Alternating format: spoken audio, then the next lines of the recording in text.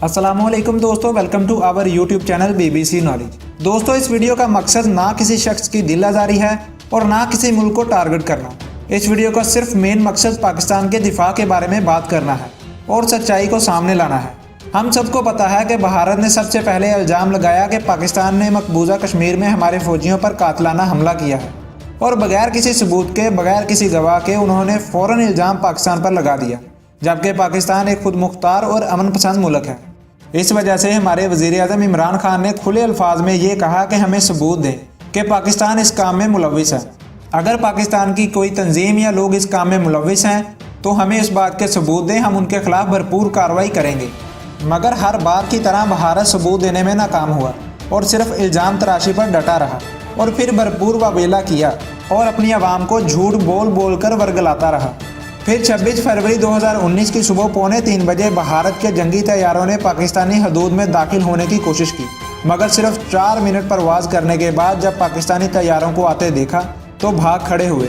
जबकि इंडिया की जानिब से ये कहा गया कि हमने पाकिस्तान में 350 दहशतगर्दों को मारा है, जबकि ये भी एक बेबुनियाद और झूठा प्रोपेगेंडा था।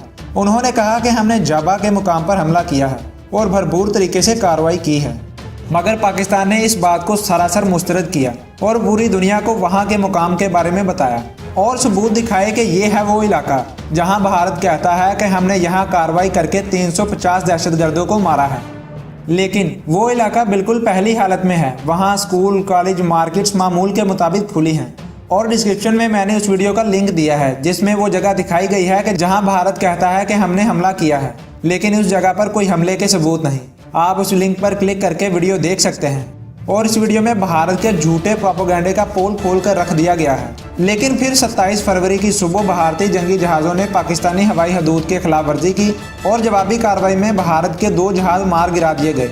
इनमें मौजूद 2 पायलट्स को गिरफ्तार कर लिया गया, जिसमें से एक जख्मी है और उसे तिब्बी इमदाद के लिए CMS मुंतकिल कर दिया गया है और उन पायलट्स के बयान भी रिकॉर्ड कर लिया गया है, जिसमें उसने कबूल किया है कि मैं भारत का हाजिर हवाई पायलट हूँ, मेरा नाम अभिनंदन है, मेरा सर्विस नंबर 27981 है।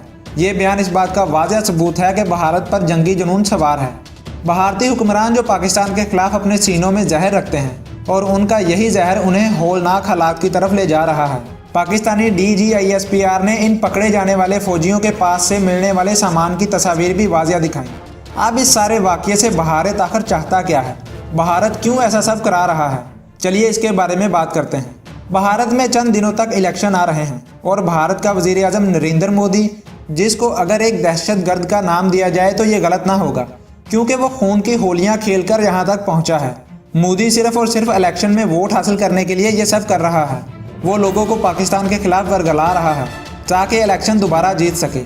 भारत बौखलाहट का शिकार है, जिस वजह से वो ऐसे काम कर रहा है जो जंग की तरफ जा रहे हैं और जो उन्हें आने वाली तारीख में निस्तो नाबूद कर सकते हैं। और रही पाकिस्तान की बात, पाकिस्तान एक अमन पसंद मुल्क है।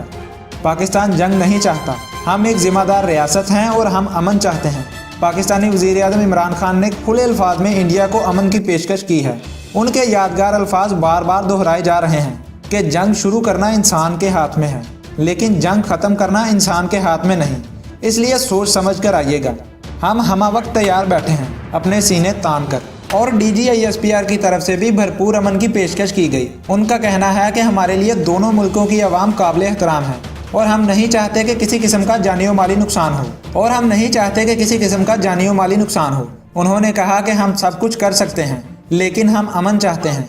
ये किसी किस्म की जंग की शुरुआत नहीं थी, बल्कि भारतीय जहाज़ों को मार गिराना हमारे दिफा के लिए बहुत ज़रूरी था और हमने वो किया। हम जंग की तरफ नहीं जाना चाहते और अमन चाहते हैं। और पाकिस्तान के इस तहम्मुल और अमन की पेशकश को पूरी दुनिया ने सराहा और देखा भी। खैर, भारत जो मर्जी करे, जितनी मर्जी प्लानिंग करके पाकिस्तान पर वार करे, लेकिन पाकिस्तान हमले का भरपूर जवाब देगा और अपने दफा के लिए जिस हद तक जाना पड़ा जाएगा। तो दोस्तों, ये थी मेरी आज की वीडियो। उम्मीद करता हूँ कि आपको मेरी वीडियो पसंद आई होगी। अगर वीडियो पसंद आई हो तो वीडियो को लाइक कीजिए, इसे ज़्यादा से ज़्यादा शेयर कीजिए। इसके अलावा मेरे यूट्यूब चैनल BBC नॉलेज को सब्सक्राइब करना ना भूलिएगा। मिलता हूँ अगली वीडियो में, तब तक के लिए मुझे इजाज़त दीजिए। अल्लाह हाफिज़।